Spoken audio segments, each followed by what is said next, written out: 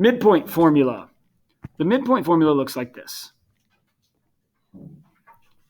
x1 plus x2 over 2, comma, y1 plus y2 over 2. Right there. It is a point. It's an xy point, but we're finding the middle of two other points. So like right there, that's the midpoint. M is the midpoint. So number 5 says find the midpoint. And using the formula, we would say x1 plus x2 over 2, comma, y1 plus y2 over 2, like that. Cleaning up that point, we're going to have negative 9 over 2, comma, 8 over 2, or negative 9 over 2, comma, 4. Midpoint formula. Pretty straightforward. Got to have a formula. You plug in, you get it. Okay? So let's do part B. Same thing.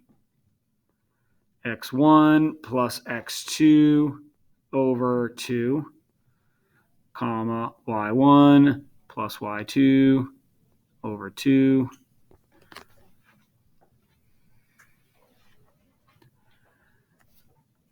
Cleaning up, that's 30 over 2 and 4 over 2, or 15, comma 2. Now, a lot of the times there's a shortcut and you can do it pretty much in your head. Okay? So, I mean, basically what you're doing for the midpoint is you're finding the middle. And your brains are smart enough to do that in your head a lot of the times.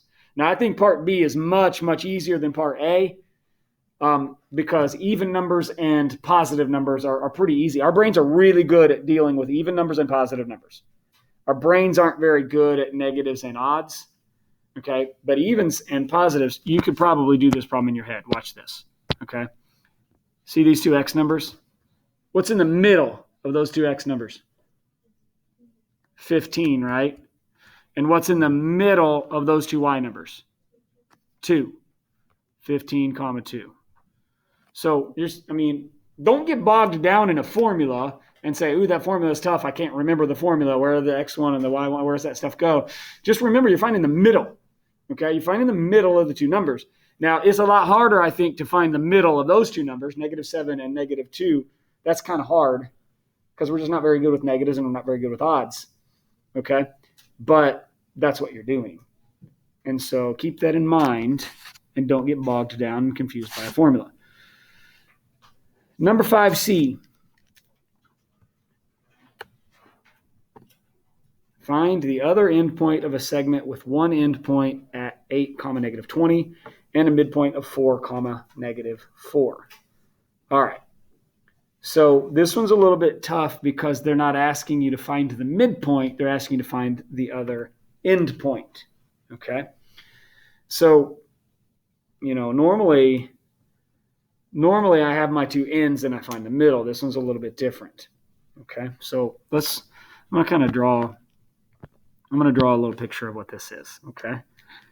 So I've got a line segment, and they tell me one of my points is at 8, negative 20, and the midpoint is 4, negative 4, and they ask me for the other endpoint. A lot of students miss this because they don't read it carefully. Okay, you got to read it carefully and see that they're not trying to find the midpoint. They're trying to find the end point. Excuse me. Okay, so basically if you used the formula, you would say x1 plus x2 over 2. Okay, 8 plus that x number over 2, and then that's going to equal your x number in the middle, 4. And so you can set up a pretty simple algebra equation here to find your x number. All right, I'm going to show you a shortcut here in a second, but this is how you would do it. I can solve, so cross multiply, you're going to get 8x equals 8, and subtract 8, and you get x equals 0. x equals 0 right there. Okay? You do the same thing for the y's. The formula says y1 plus y2 over 2 equals the middle, -4. So again, I'm going to cross multiply and get -20 plus y equals, that was -4, so -8. Add the 20 over and you're going to get y equals 12. So my answer is 0, 12. My answer is 0, 12. Okay? But I'm going to show you a shortcut that I think is way easier. A lot of people struggle with that formula. You shouldn't. You should be able to handle that formula, but watch this shortcut. Okay? Start at this point on the left. Look at your x number 8. If you went from your x number to this x number, see how you subtracted 4? 8 minus 4 equals 4. Well, if that's the midpoint, then you'd have to do that exact same thing to get here. And if you subtracted 4 again, where would you be? 0.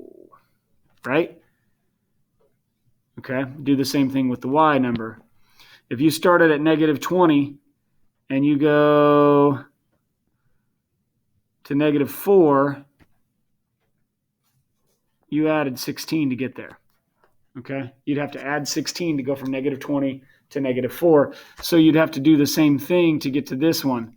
If you add 16 again, -4 plus 16 is 12.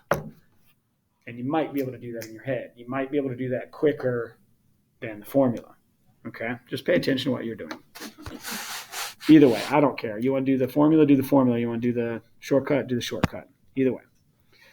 Number 6, total revenue of full-service restaurants in the U.S. increased from $124 billion in 2009 to $137.4 billion in 2013. Use the midpoint formula to estimate the revenue for 2011. So I think I remember a question that's going to come up that's a little bit more complicated looking than this.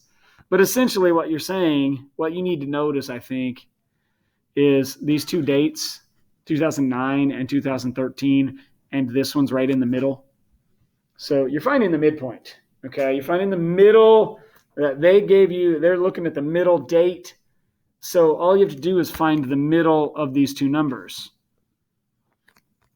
124 plus 137.4 over 2. Okay.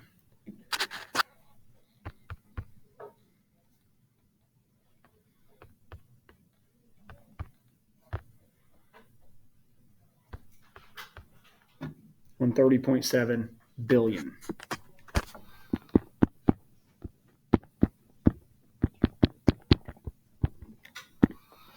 The question you'll see on your homework looks a lot harder than that because there's a lot of numbers, but basically that's all you're doing, okay? Find the two numbers that they're talking about and find the midpoint.